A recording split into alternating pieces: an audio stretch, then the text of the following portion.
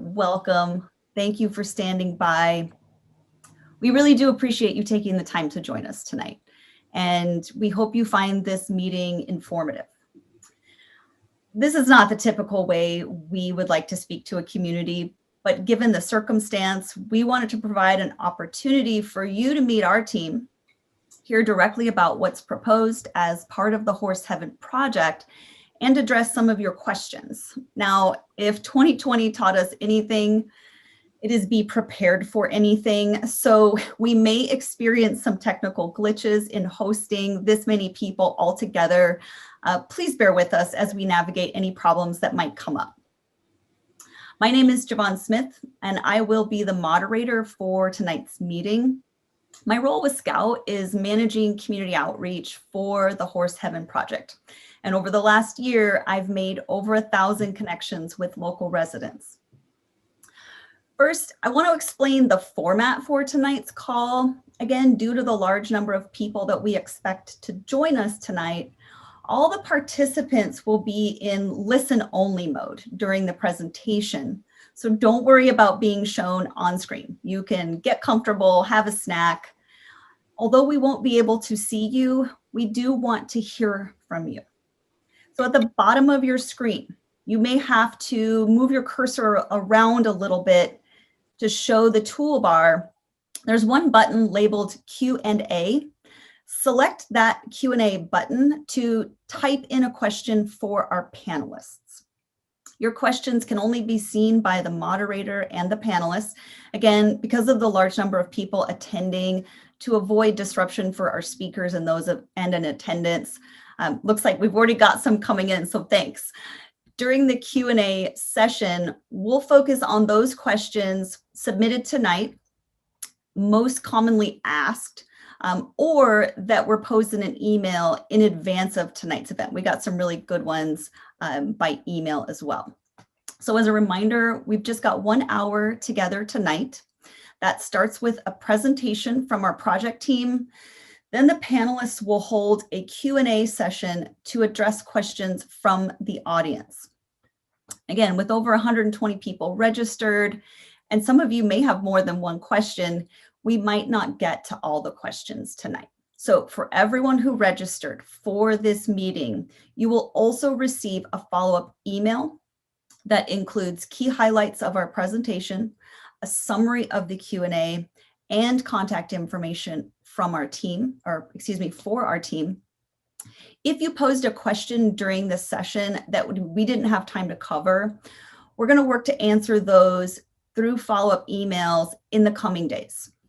Now, we do have a lot to cover, so I'd like to first introduce our panelists for tonight. Joining us, and maybe if you can just give a quick wave as I call out your name, we have Dave Kobus, who joined Scout as project manager for the development of the Horse Heaven wind farm. His energy industry career spans over 30 years, and 12 of those have been developing renewable energy projects.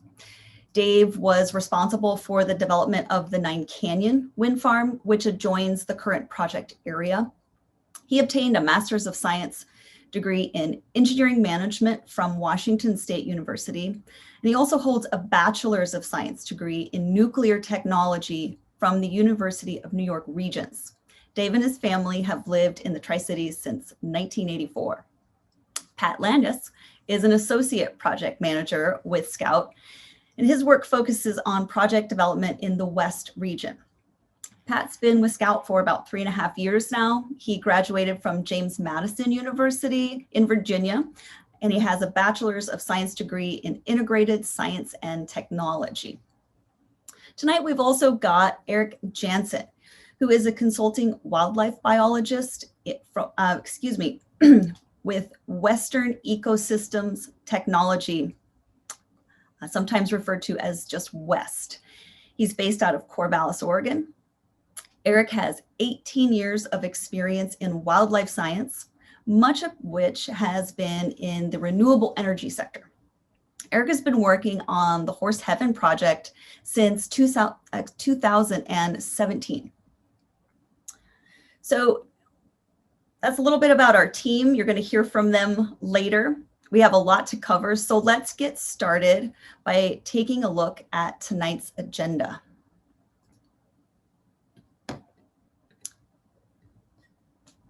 So we're going to start with a brief intro to our company.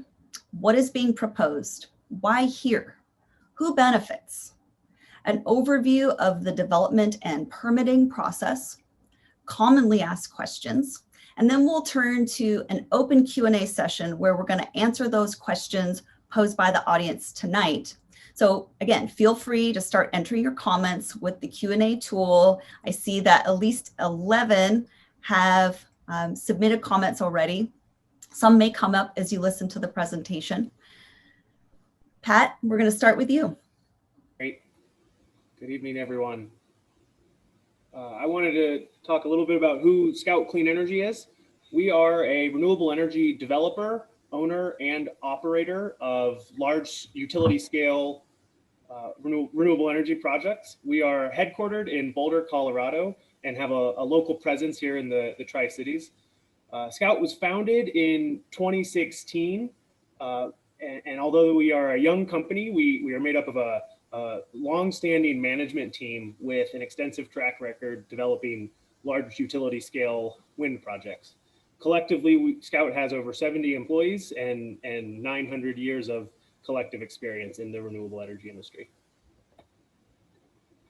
Scout is developing a diverse portfolio of utility scale renewable energy projects with over 3,000 megawatts of wind, solar, and battery storage projects across 12 states. The most recent Scout project to come online into commercial operations is the Bitter Ridge Wind Farm in Jay County, Indiana, which came online in October of last year, 2020.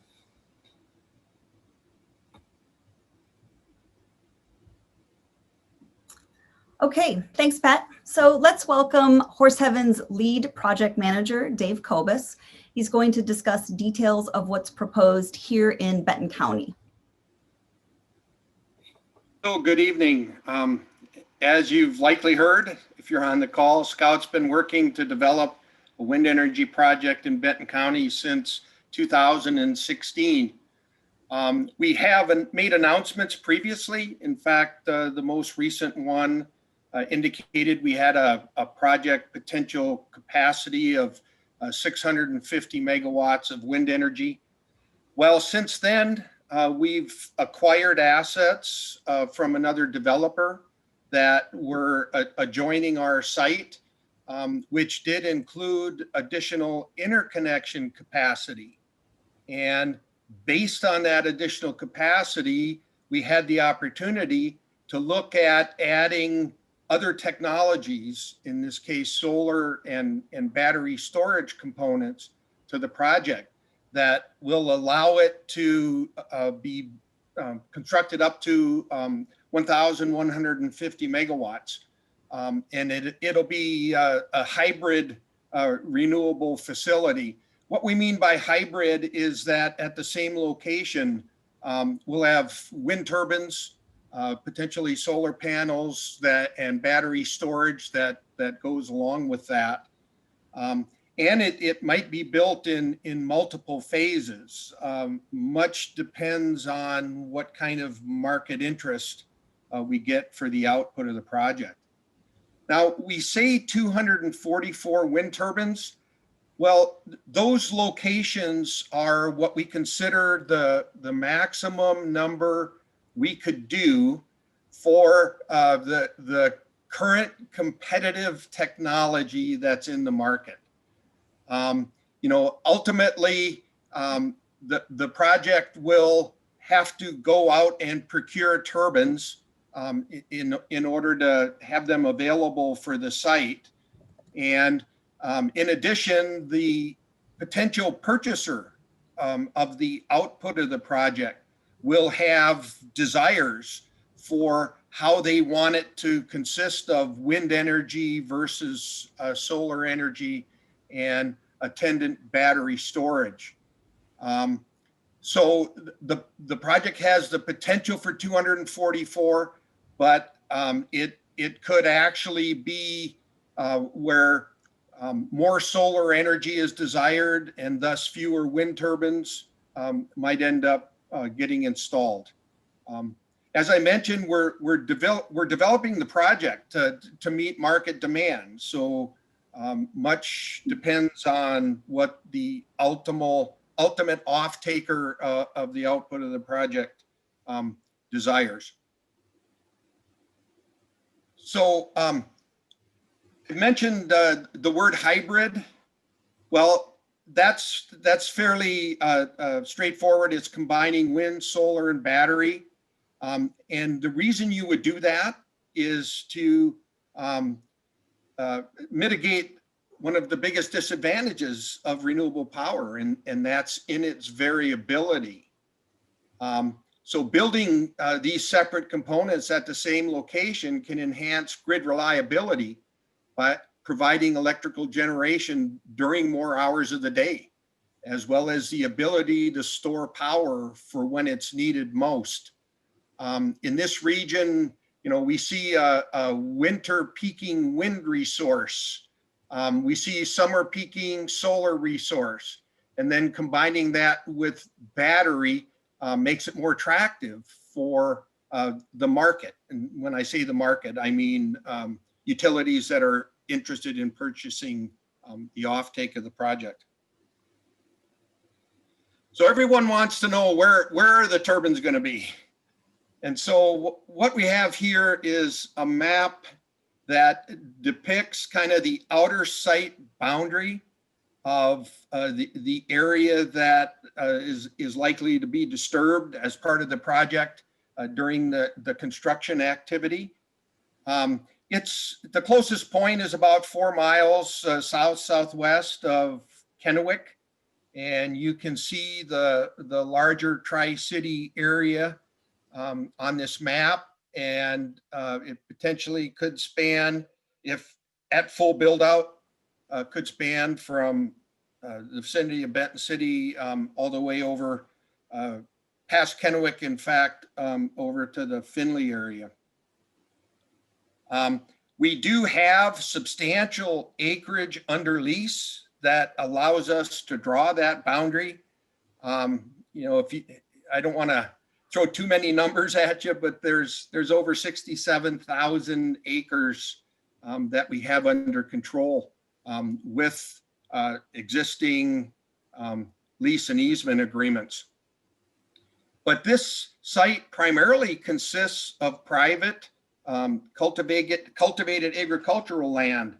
And when you put turbines on this type of land use, all of the infrastructure, so all of the disturbance, when you finally restore the site, averages out to about a half an acre per turbine that's out of production for the landowners. So it's a change in what you see out there, but it's not a change in the land use. There'll be 2 electrical interconnections with the grid. There'll be one kind of central where the interstate corridor, you see Highway 395 there, that's also I-82. So the eastern project kind of is right around the east portion and that interstate corridor. And then the western interconnect is at the extreme west side of the project. Now, I mentioned this is mostly privately owned land, but I need to mention there's also a couple parcels of state school trust land. They may be able to support up to 10 wind turbines, as well as a portion of the solar project. And so then the Department of Natural Resources manages that land, and they will get the associated revenue that goes along with those leases.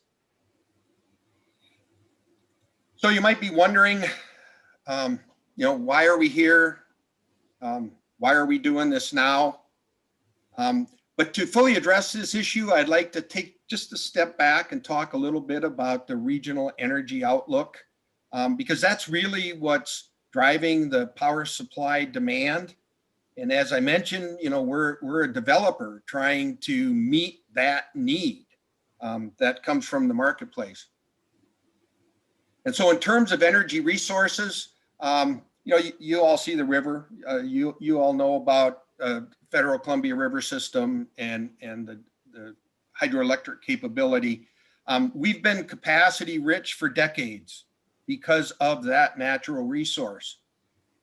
Unfortunately, that's just turning out to be no longer true, given what's influencing the marketplace. When I say capacity rich, capacity really just refers to the capability to supply loads as the loads vary. Hydroelectric generation, is clearly visible, but there are other resources that are also managed within the portfolio of energy supply that, in an overall perspective, supplies the needs of the region. Now, regardless of the analytical tool that you use to assess power supply adequacy, it's safe to say that the region will be facing a huge resource gap over the next decade. The Northwest Power and Conservation Council, who has the responsibility to provide these projections, has done an assessment of resource adequacy in the region. And they've noted three main reasons for this gap.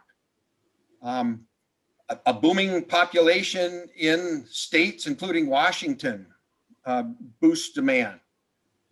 Climate change is also occurring, shifting production patterns of the hydroelectric facilities, as well as demand patterns. And fossil fuels are being phased out. Believe it or not, there is fossil fuel generation supplying the region, but early retirements have been announced.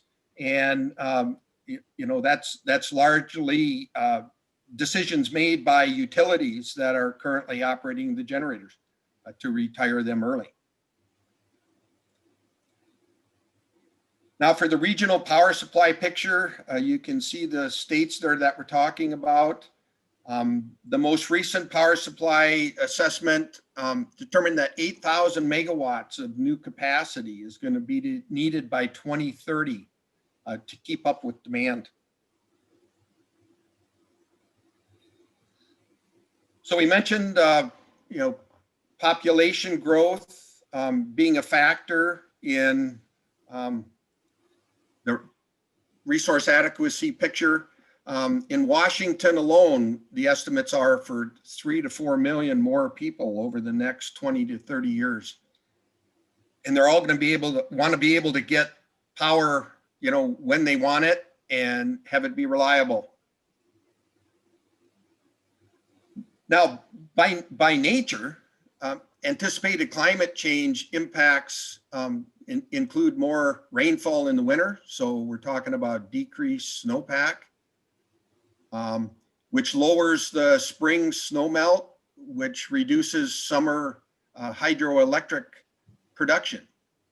And so with climate change, there's also projections for warmer winters, hotter summers, with hotter summers driving up air conditioning use. Now, by policy, changes can ripple through the market.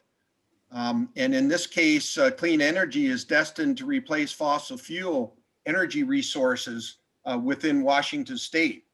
There are clean energy policies. There's renewable portfolio standards to help drive the adoption of clean energy resources, as well as the Washington Clean Energy Transformation Act, which was a carbon-free voter initiative to be carbon-free by 2045.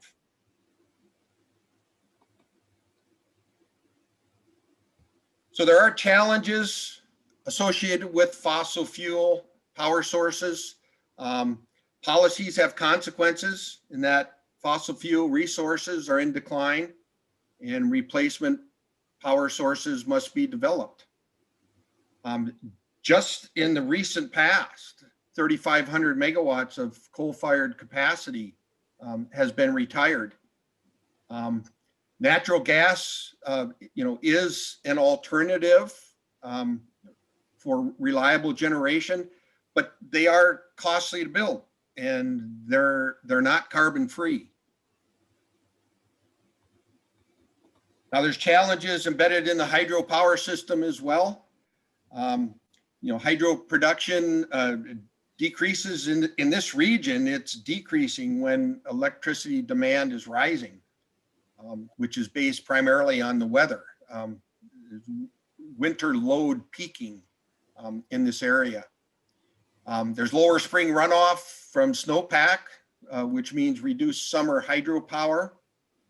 In fact, the hydro production for the Federal Columbia River system is fully committed. So, if new resources are in demand, they have to go elsewhere. River management constraints also reduce the capability, such as fish and wildlife protection, which increases spilling at the dams, and spills bypass the generators. So I've heard it said that the Columbia River, even with the storage pools they have, the way it's managed, it's basically acts like a run of the river system.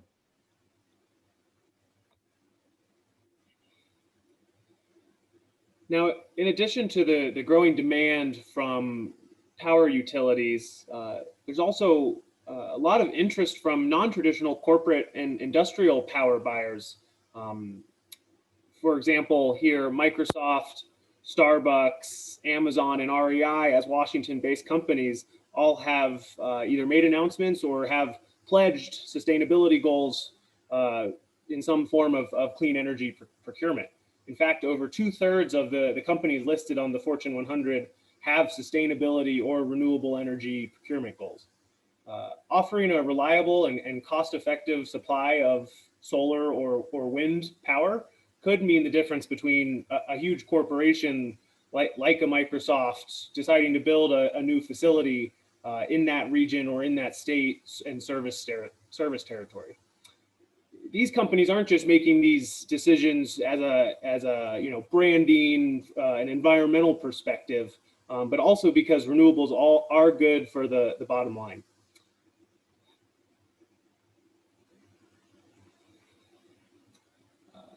Wind and solar energy has also become a very low cost source of energy in Washington and the United States, which is helping to assist move towards that goal of energy independence for the country, while also reducing pollution and carbon emissions associated with those traditional energy sources.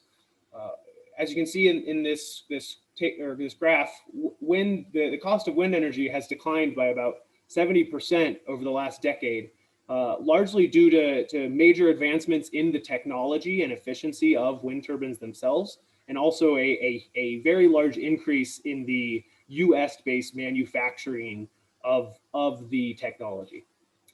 This allows wind and solar and these renewable energy sources to be cost competitive with traditional energy sources. Thanks, Pat. And as Pat had mentioned earlier, Scout, we're a renewable project developer. So what we do is we commit the capital and resources to try and meet the power supply needs where we develop our projects. Often that requires working years in advance to be ready when the market demand hits.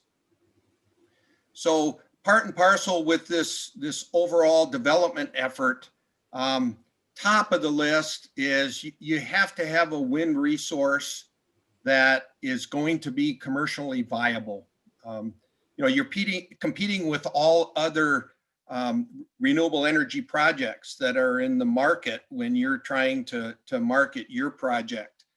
And in the Western US, viability is a function of primarily climate as well as the topography.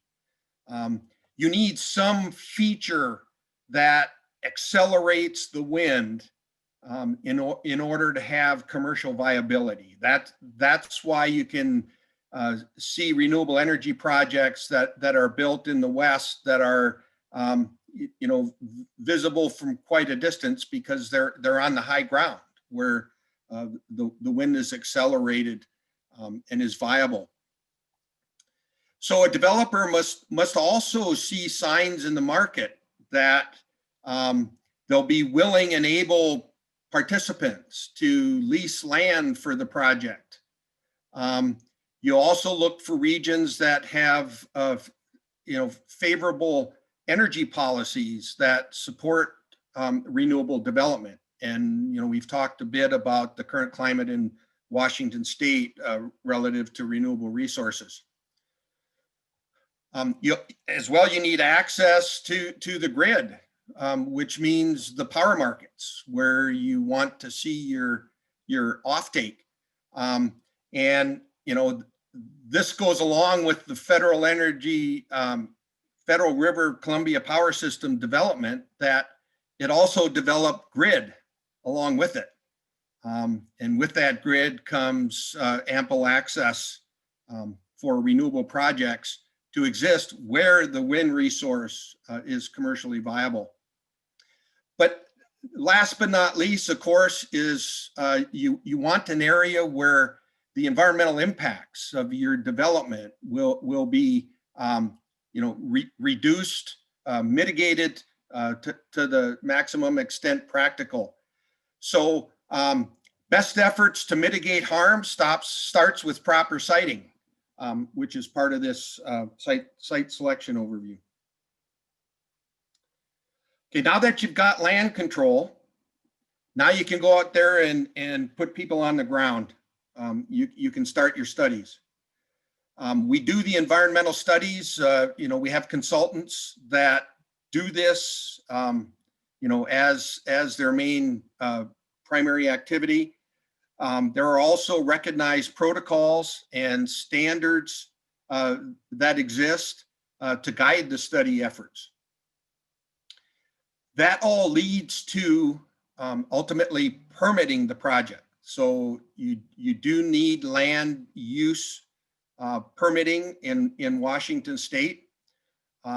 We have the ability to permit a project locally if you have zoning within your local jurisdiction, or you have the alternative to go to the state council, which was created for large energy project permitting. And so we have chosen to go to the state FSEC for short, the Energy Facility Site Evaluation Council, in order to implement this project. Recognize as well that this site certification that we expect to receive through that process also includes all of the checklist activities, evaluation studies that would be required in the State Environmental Policy Act within Washington State as well. Okay, so once you've got your permitting, you pretty much can depend on being able to finance your project. And so we go out for construction bids, so we get the actual information on what it's going to cost to build the project, to procure the turbines, and that's all a key component of the financing activity. Scout does use construction financing for our project builds. So now that we have financing assured, we can proceed to construction. And so once construction, it's actually in advance of construction, we start seeing the community economic infusion that we talk about that's associated with these projects. Things related to construction, operations and maintenance, as well as indirect benefits, which equate to additional jobs and increased demand for local goods and services at local businesses. Primarily things like hotels and restaurants, You also see the industrial demand aspect that's related to heavy equipment rentals, and then other key supplies that are needed to be able to construct a project, such as gravel and cement. So once the project is built, it transitions to the operations phase. In this case, we will be interconnecting with the Bonneville or BPA, Bonneville Power Authority grid to deliver to the offtake entities. And at this point, we are still marketing the offtake from the project. So we do not have a committed contract. But, you know, as I mentioned, the real signal to know that you can move forward with a project is when it's permitted. And so these off-takers are looking for that milestone as well. We mentioned that it could be built in phases, but also portions of the project could be purchased by utilities that have the capability to own and operate large generation power plants. So ultimately, we're looking at renewable energy purchases, kind of in the form, like Pat mentioned, that corporates, industry players that have power demand, as well as utilities that are pursuing renewable energy resources within the region for customers that are within the region. So, you know, I'd like to delve into a little bit more about this permitting process, because I think it really shows where there's the opportunity for public involvement. We do need to permit this project. Permitting is the opportunity to make sure that we're meeting zoning criteria, regulations, as well as having the public involved in the decision process. So this FSEC, if you'll allow me to continue calling it that, it was created as a one-stop process, a one-stop coordination for evaluation and permitting of all of the facets of large energy facilities. As I mentioned, it's not a requirement that wind projects go to FSEC, because renewable energy can be permitted locally, but we see advantages in doing that. It's a state agency that has agency representatives. You can see some of the logos up here, as well as local government members. You can find this information easily on their website, the Washington Energy Facility Site Evaluation Council's website. You know, it created this process to kind of limit the burden on local agencies that, you know, do have zoning for projects that, you know, they can staff and manage the normal workload. But for larger projects, it could be burdensome on these local agencies. But we also see the public involvement, you know, matches or exceeds the local process. So we just covered the entire development process. Now let's talk about where we are right now. We are in the process of preparing our application to submit for site certification through FSEC. And we hope to submit that application here in the next several weeks. Once that application is submitted and the process starts, it'll involve public meetings, it'll involve independent experts. There's environmental impact assessments. As I mentioned, you know, the SEPA process also is accommodated as part of this, and there are formal hearings. So this provides opportunity for local participation from interested members of the public. There should be multiple opportunities to participate, and You know, this pandemic has had serious impacts, as Javon had mentioned, in our ability to engage with the public. And so FSEC has evolved their process to be able to do these things virtually and get accessibility from all interested persons. Now, you know, we say this is the state process, but recognize that there's also opportunity for involvement by the local jurisdiction.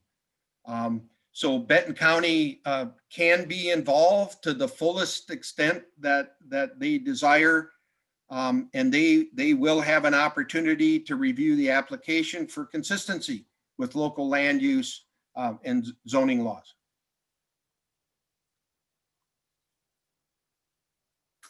Great. So we've heard from Dave. We're going to give him a little bit of a break here on the project details and the permitting process, which I'm seeing we have a lot of questions coming in on that. But I want to turn to an important aspect of the proposal, and that is, how does the local community benefit? So in addition to the environmental benefits of developing clean, renewable energy in a region, there are also significant economic benefits that will be generated within the local community. An extensive economic impact analysis was recently completed by Tetra Tech. It details the economic impacts of the construction and operation phases that are benefiting both Benton and Franklin counties. And you'll see that in this next slide, the local benefits are significant. The Horse Heaven Wind Project will result in millions of dollars in annual tax revenues that go directly to Benton County. At the current levy rates, the full build out of the project could generate over 19 million in just the first year of operation. And again, that does assume full build out. And over the 35-year operating life of the project, that would bring over 260 million in additional tax revenue to Benton County. And under the current allocations, the largest proportion of those funds would support local schools, as well as increase funding to emergency services, roads, and libraries. So when we talk about the local benefits, nearby communities in Eastern Washington can provide us with great testimonials to the economic benefits that they've experienced hosting wind and solar farms. One example here comes from Kittitas County, where increased revenue from wind turbines provided funding for not one, but multiple new schools. One that I get asked about a lot, I would say almost every day, I get a question about jobs, employment. The project creates a significant number of employment opportunities. Constructing wind farms requires the effort of many skilled construction workers, from building the local access roads, foundations, support turbines. We need crane operators who erect the turbines, electricians who connect the facility to the power grid. The Tetra Tech study determined that over 1,000 construction jobs will be created, combined with phase 1 and 2, and that's over a multi-year period. Once the facility is operational, wind turbine and solar service technicians will provide regular maintenance and management of those facilities, resulting in 45 new permanent long-term jobs. Those include direct, indirect, and induced jobs that are created as a result of the Horse Heaven project. And I've heard Dave explain this in a way that makes sense to me, at least, and that means cars that are in the parking lot all day long are those direct jobs, and then the cars that come and go to service vendors throughout the day are the indirect jobs. So I'd also like to take a few moments to discuss our efforts at outreach to the local community. And as I mentioned, The pandemic has made it very challenging to do our normal preferred methods of getting out and meeting the community and answering your questions. We're proud to have connected with, like I said, over 1,000 connections over the last year through a variety of platforms. And if you've emailed, if you're on Facebook, we've probably engaged before. That's a website that we launched. We've, again, got social media presence. We have an email newsletter. We do also get out there with paid digital ads. So if you're on your computer or on your phone and you're in the Tri-Cities area, you've probably seen one of our display ads. We're just trying to let people know how to find us and how to get to us to ask your questions. We've done a lot of stakeholder groups who've reached out and asked for small group presentations. Some of those we're able to do in person with small groups, but a lot of them virtually in the last couple months. When we do have a chance to connect with local residents about their questions, we do find that most concerns are alleviated with facts. In December, a public opinion survey was conducted by EMC Research, and they assessed Benton County voter sentiment on the most important issues facing the Tri-Cities region. That included questions on renewable energy development with a focus on wind projects. The survey found that a vast majority of Benton County voters support the development of renewables at 80%, and wind energy development is supported at 70%. And the questions, and again, we're going to make our presentation available after tonight's meeting, and to all those people who presented, you'll get a chance to have this in your inbox. We're going to switch to the next slide where we ask specific questions about the Horse Heaven project. And so when people were asked about our project specifically, the researchers found that there is strong support both initially and after voters were read arguments for and against the project. Prior to hearing any messaging about the project, that's on the left side of your screen, voters support the project by a 19-point margin. And then after hearing supporter and opponent messaging, support for the project actually increased to 6 in 10 voters.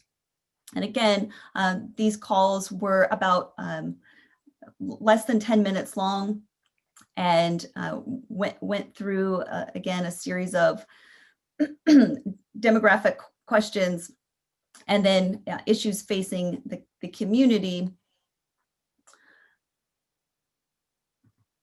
to get to these questions here on initial support, and then polling them after they heard these messages.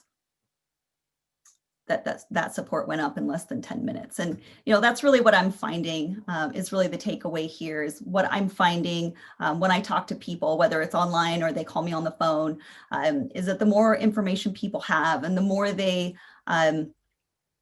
learn about the project, the more comfortable they are. There is an incredible amount of misinformation out there. I would put them into two categories. There's bad information, and there's also old information. And some of that comes from reports on the wind energy industry from 10 to 20 years ago.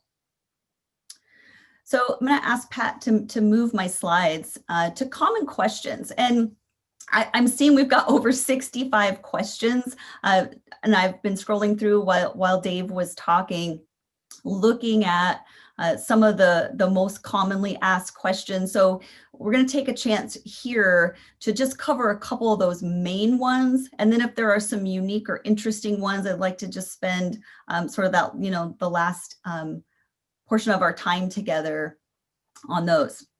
So this is the tally of questions that we've received over about a 10-month period ending in December. And as you can see, the top 5 here include birds and wildlife, People are curious and concerned about taxpayer funding of the project. They have questions about recycling and disposal, the view or aesthetics. And lastly, the majority of questions and comments we get are people concerned that wind and solar are inefficient.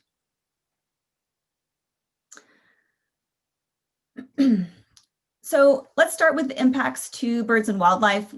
According to the U.S. Fish and Wildlife Service, wind energy infrastructure causes a very small fraction of human-related bird deaths as compared to other things like domestic cats and buildings.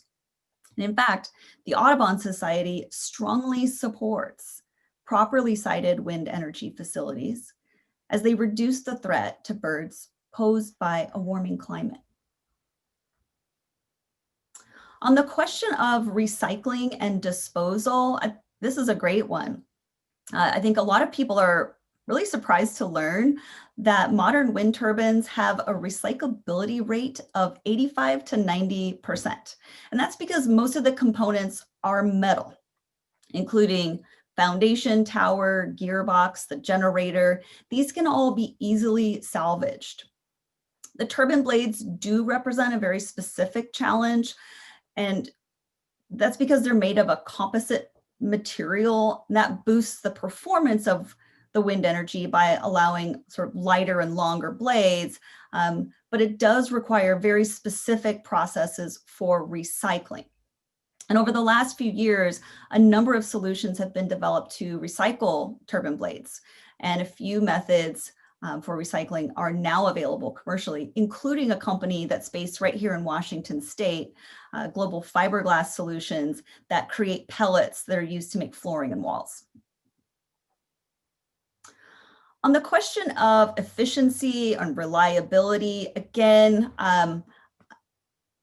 wind turbines are so much more efficient and affordable than those that are built even just a decade ago. The cost has declined, as Pat mentioned, by 70% over the last decade, largely from improved technology, and also a lot of the manufacturing is now US based. A life cycle analysis of similar models to what is proposed show that a typical wind turbine has an energy payback of 5 to 8 months and a carbon payback of 1 year. And I think a familiar example of the rapid increase in technology for me is with cell phones, which are vastly more capable than those we were using just 10 years ago. So you may have heard that wind turbines are inefficient or unreliable. Check the date on those reports. It's just rapidly changing. So when we hear people comment about the view, there really does appear to be a split in sensibilities between those who consider wind turbines to be an eyesore and those who like the visual effect of the turbines. From either perspective, for areas with these broad vistas, wind energy projects can result in a change to the landscape. And as Dave mentioned, it's also important to note here that they do not result in a change to the land use. Participating landowners experience a very small impact to the use of their land. The turbines for the Horse Heaven project are going to be placed on the most windy sites, which are higher in elevation.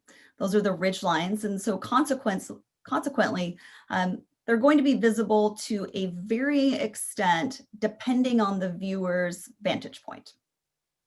Now, Benton County zoning requirements restrict the proximity to residences. These requirements have been verified in our planning.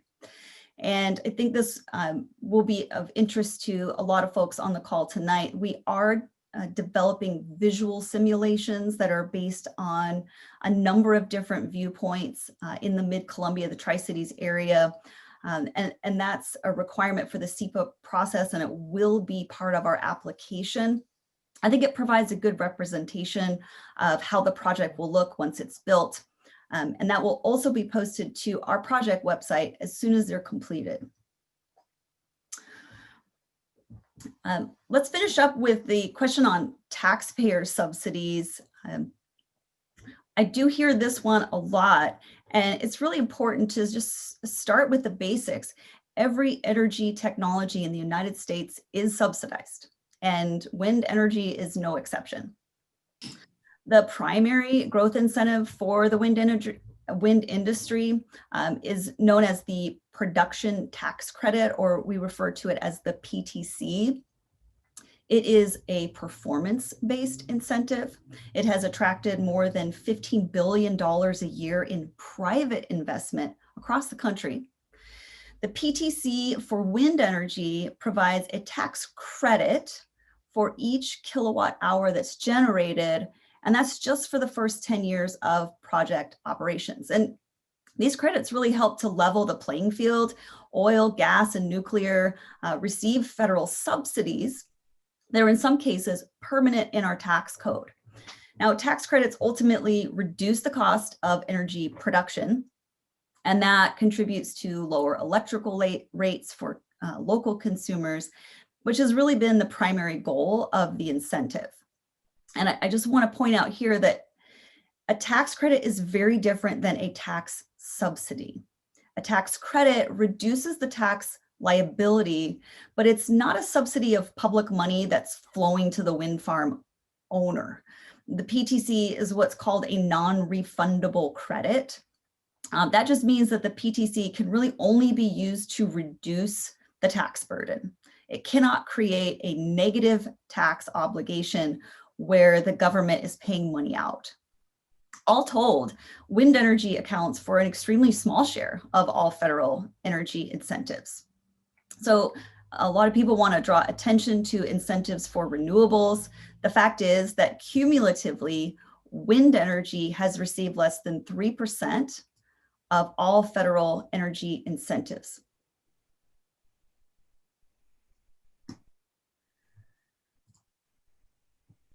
So I want to just take a pause here. We've covered a lot of ground. If you've been following along, you probably already know how to get a hold of us, but in case you don't, here's my contact information. Again, we know that we're not going to get to all questions right away. Some of them may be tricky, and we've got to reach out to people on our technical team. But we're going to work to answer those as quickly as possible. So we're going to open up the floor to questions from the audience, and I see that we've got a lot of questions. There are 78 in the queue. I've been rolling through them, as well as our panelists helping me to sort of sort those out and combine them. So thank you for sharing your thoughts. We may have answered some of these questions in the presentation. So I'm going to start with a question that we've actually gotten from a lot of people tonight on environmental impacts, and in particular, birds. Now, I introduced him earlier tonight. Eric Jensen is here with us tonight. He's the consulting wildlife biologist with ecosystems technology. We're going to post those questions to him. So Eric, if you can open up your screen and make sure that you're unmuted. You've been quietly waiting for your turn.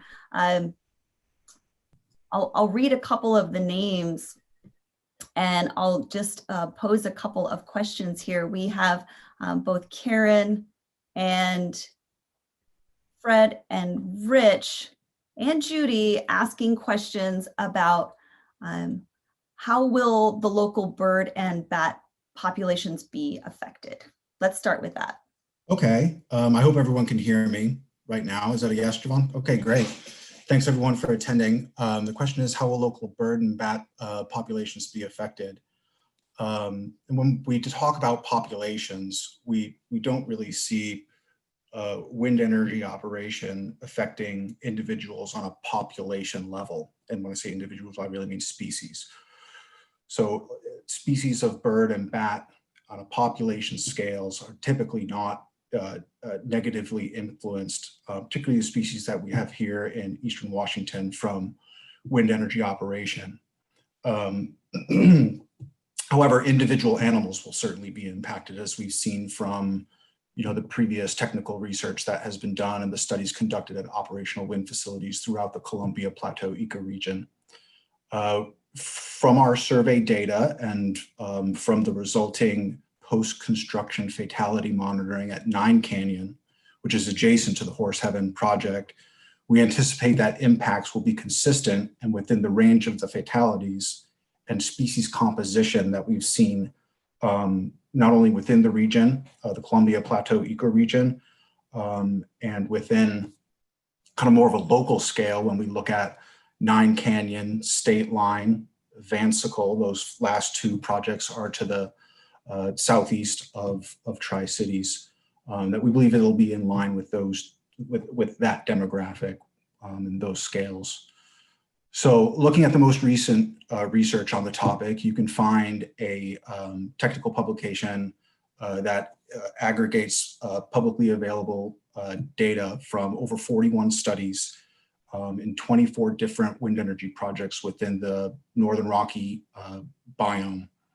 And of the over 1,200 fatalities, bird fatalities that have been reported, over 60% of those fatalities are comprised from small passerines, and those are defined as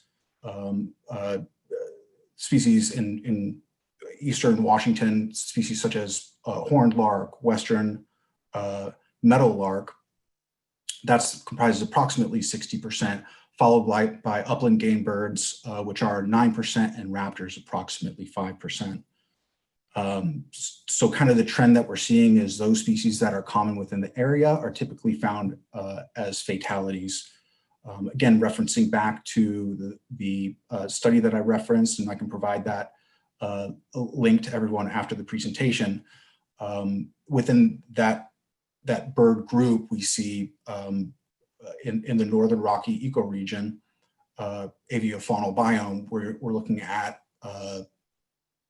horned lark, golden crowned kinglets, even though those are more found in forested areas, great partridge, mourning dove, chucker, ringneck pheasant. So that upland bird group, as many on the call will recognize, that those all have a open hunting season designated by WDFW and are commonly found in agricultural fields and the CRP lands that we find in the Horse Heaven Hills. As for bats, to wrap this up, I know that there's a lot of questions. The pattern that we've seen at wind projects within the Columbia Plateau are migratory tree roosting bats.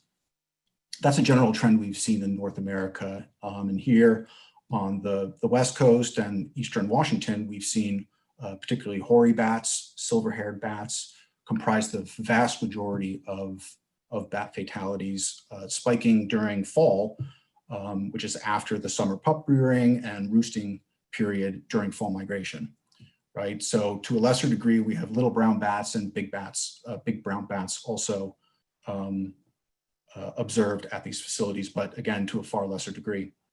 I think that'll do it. Javon, happy to talk about this further, but. Yeah, there's actually a lot of questions in here. And since we have you on the line tonight, if you'll allow me to go over a little time over, are you aware that the proposed location for this wind farm is in the middle of the Pacific Flyway? Flyway, yeah, that's correct. Here on the West Coast, we're in the Pacific Flyway. Every square foot of North America is designated as part of a particular flyway. Pacific Flyway extends from the northern part of Alaska down to the tip of South America in Patagonia, and goes here North America goes inland to give or take eastern Idaho and eastern Nevada. So indeed, we're part of the Pacific Flyway here, and part of that flyway, we've seen such migratory species as Ross's goose, Swainson's hawk, typical migratory birds that increase in abundance during spring and fall. Okay, another one that's come up here tonight, but also we got a few emails. Are you aware that a population of bald eagles calls Horse Heaven Hills home? And if you could expand on that, that's obviously just a yes or no, but talk about eagles. Yeah, sure. So we're aware that there are several territories within 10 miles of the project.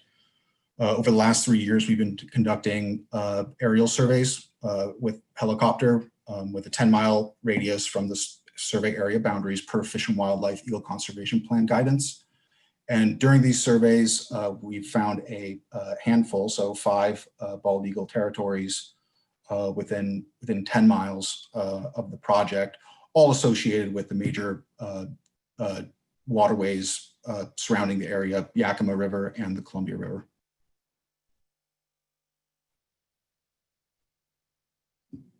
Thanks, Eric. Now we've hit the 1 hour timeline. If people are willing to hang out with us for a couple minutes more, I'd love to take some more of these questions.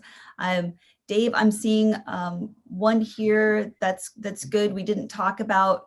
Can you put the size into perspectives? How many homes could be powered? Yes, thanks, Javon.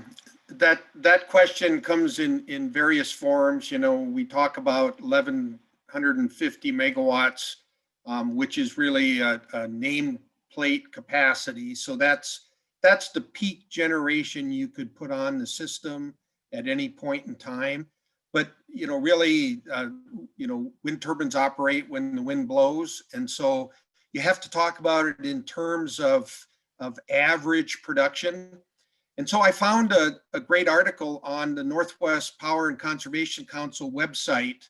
And, you know, if you just do a search for how many homes powered, this will pop up. But what they show in there is a comparison relative to Grand Coulee, which, you know, is one of the largest dams in the country. And they equate it to an average megawatt of production being equivalent to the power needed for about 800 homes.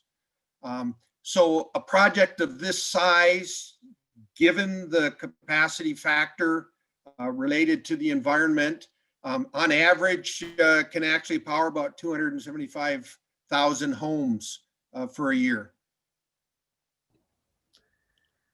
Okay. This one's important. Is Scout bypassing the local process by applying through FSEC? Dave, do you want to take this one also for us? I sure do, and the short answer is no. The FSEC process does provide for participation by the local jurisdiction. So in this case, we're talking about Benton County. And as I mentioned earlier, they'll have the opportunity to participate to the full extent that they desire.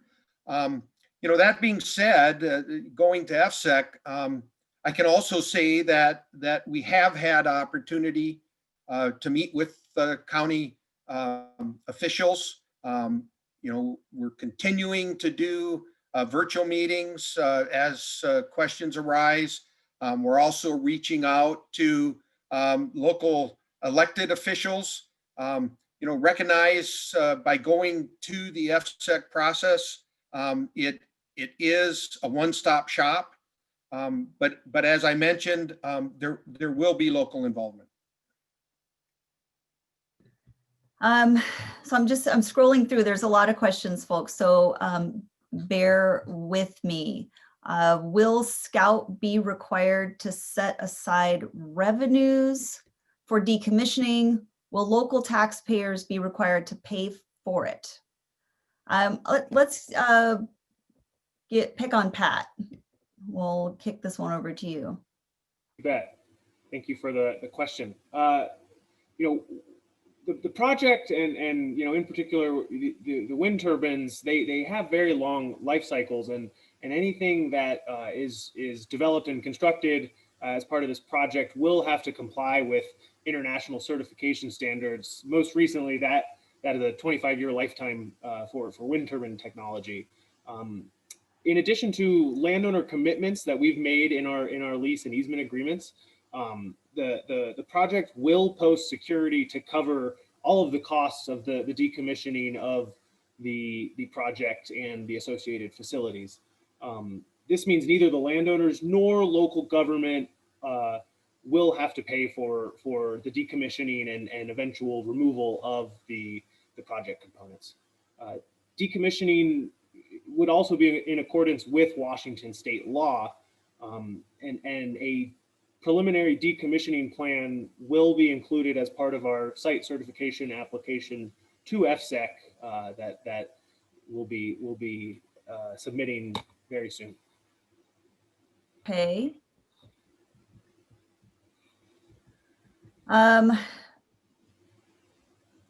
Another question, what was the sample size of the survey? That's good. I'm sorry, I meant to mention that there were 500 voters surveyed by EMC Research. Another, as I'm scrolling through, a number of different versions of questions on offtake. Who's taking the output of this project? We've heard most of it will go out of the area.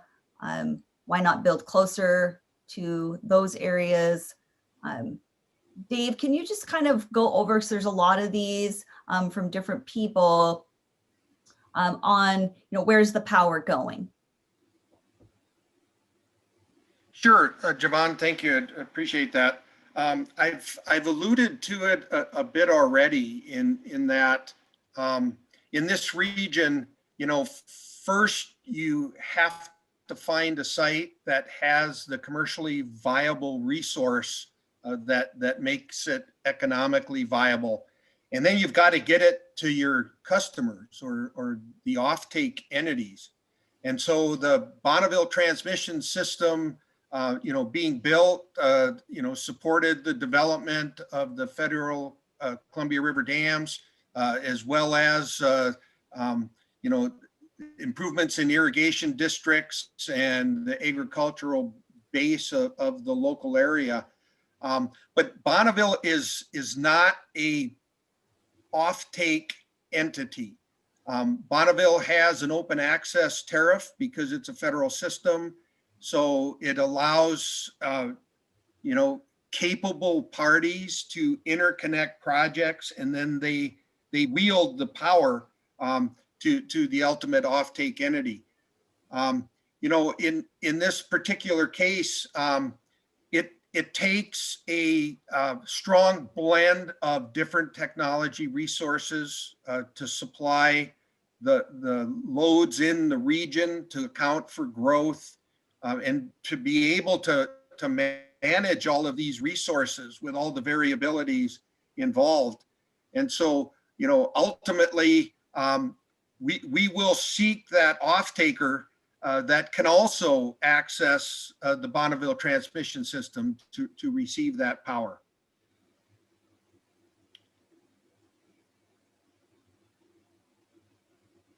Okay, so a couple of questions.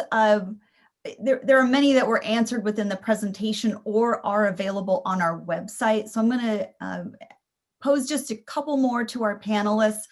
We are obviously running over time, and we want to respect, the audience as well as those folks who are on our panel tonight. Who's paying for the project? That one I'm seeing pop up within the comments here. Dave, can I pass that to you? Yeah, I can take that. We already mentioned that the Horse Heaven Wind Farm is a private development, and ultimately, we anticipated it'll funnel economic benefits to the local community. But Scout does have to invest capital to be able to develop projects such as this. And we are a portfolio company of Quinbrook Infrastructure Partners, which is a clean energy investment fund.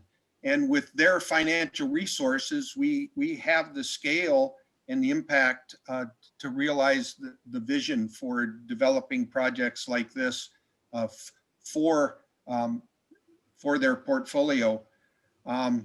And also recognize that taxpayers are not funding the project, that ultimately the incentives that are obtained through the production tax credit or PTC, they ultimately result as lower electricity cost to the consumers of the output of the project.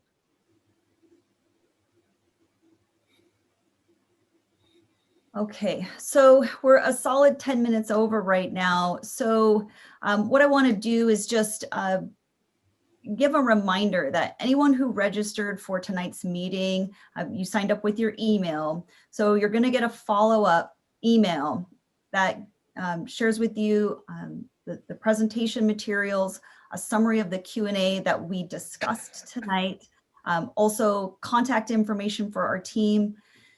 We're also going to be releasing results from the economic study.